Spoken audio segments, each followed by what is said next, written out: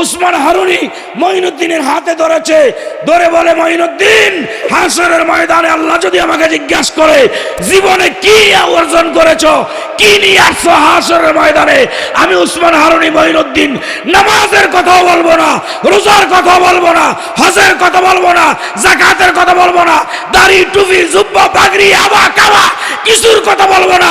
আমি মঈনুদ্দিনের হাত ধরে বলবো, মঈনুদ্দিন, আমি মঈনুদ্দিনকে নিয়ে আসছি। বলেন না সুবহানাল্লাহ। এরকম যেন পীর মুর্শিদরা গর্ব করতে পারে, সেই রকম মুরিদ হন। দান্দাবাজি মুরিদ হয়েন না, সেরকম মুরিদ হয়ে যান।